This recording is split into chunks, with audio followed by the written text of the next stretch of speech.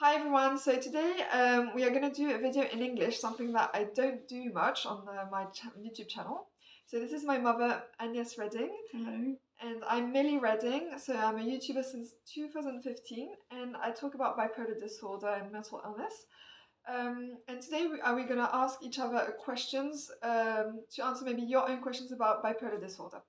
So, I'm just going to add that we live in Strasbourg in France. So, first question, how did you discover that you had bipolar disorder? In fact, you mentioned it to me because you had been diagnosed in 2015 and you said to me, Mom, perhaps you have bipolar too.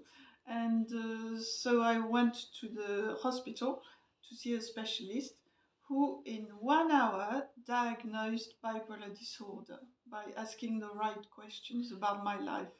And I had lived with bipolar all my life without knowing. Okay. So what were the signs that confirmed that you have bipolar? Well, I obviously had the variations of mood since a young age, with the deep depression, where I couldn't move anymore, I couldn't do anything, I couldn't work. And then I used to have these euphoric phases, manic phases, where I spent a lot of money, too much money. I had a million projects. I was all over the place. I thought I was on top of the world. I was euphoric. Yeah. So, what was or is the hardest for you when you have bipolar? For me, the hardest is in hospital. When I'm hospitalized, it's really difficult. We are enfermés. Shut down or like a lockdown? Yeah, we are locked down.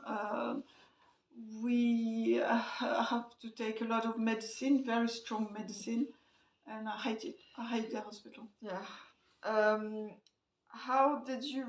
But I just want to precise. You still you're thankful that it exists because it can help. But it's just when you are there, it's difficult to live. That's what you want to say. Yeah.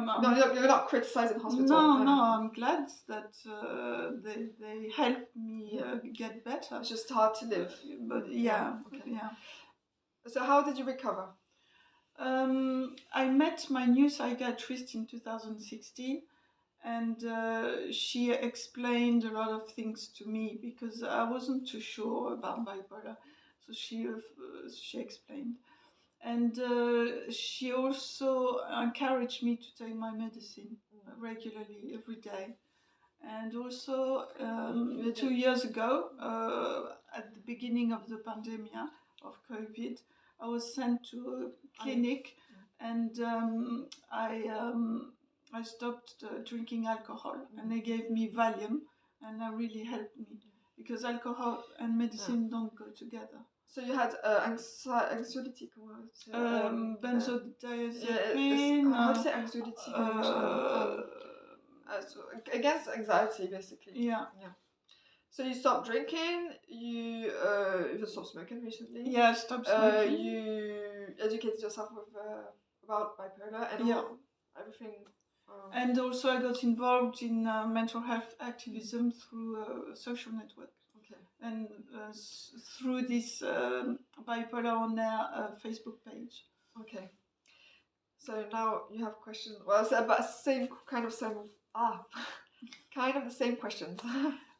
So how did it start for you? Basically, I was 19 years old. I was in England for my studies, and I was starting not to sleep much, and there was like this depression. I was there, but I didn't know what I had. And then around a few months later, around Christmas and my birthday, I really didn't sleep at all, and I just went crazy. I was delirious, paranoid, and then my dad came to get me in England and brought back to France, and I was put in hospital. And then so that's how it started. But then I didn't really know what I had at the time. Now. Yeah, because they said it was one delirious episode. Yeah, and it wasn't like, yeah, it wasn't, I didn't have an illness at the time. I didn't know what was wrong. I just thought I'm a bit anxious, I'm a bit sad or whatever. I didn't know, I had no name to put on what I had. It was really hard, but I didn't know. So when you don't know, you don't try to, yeah, to understand. So you felt a bit better, and then you went back to England, and you finished your No, but study. yeah, the second question is, 5 years later, how did you know you had bipolar? Yeah, I mean, yeah, what happened? Yeah, so for 5 years I didn't know, and then I relapsed. 5 years later, I was sleeping, went crazy again, and then a friend of mine who is a student in medicine told me maybe you have hypomania. So I looked on the internet and I saw that it was part of bipolar disorder. And I was like, oh my god, I have bipolar. Oh my god, oh my god, oh my god. And that's when I told you, and then that you discovered as well. And so there, we were like, okay, we have bipolar. And yeah. Mm-hmm. So the third question was, what was the hardest for you? What the hardest is still something, it's loneliness. Like when you lose a lot of friends, you're very lonely and alone with your problems, alone with your brain, alone in your life. And this is the loneliness that for me is the hardest. And people don't always have the tools to support you, and they say, Yeah, we but, don't have time for yeah, you. Yeah, but in a sense, it is. I mean, I can understand because it is very tiring. Because when you are manic, it's tiring for me. But it's how it is. But it's very, very, very difficult. Yeah. Yeah. So losing your friends is the worst for you. Yeah. Yeah, I understand. And the last question. And the last question is, how did you get better? Well, yeah. Now, 3 years ago, so when I was 30 years old, I found the love of my life. I have a little baby who's going to be 2 years old.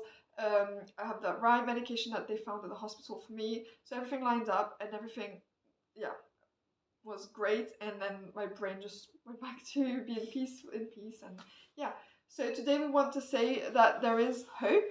Yes. When you have bipolar, that you're not alone, and hope in every, how would you say, in every category. Like you can get better. The medication can work. You can find new friends. You can have a new job. You can everything. Nothing is set in stone. Like you can really like change things in your life. Yeah. But you have to accept that it's an illness for life, bipolar for life. Yeah. But we can live a full life and be happy. Be happy. Yes. Yes. So we give you hope. Okay. Bye.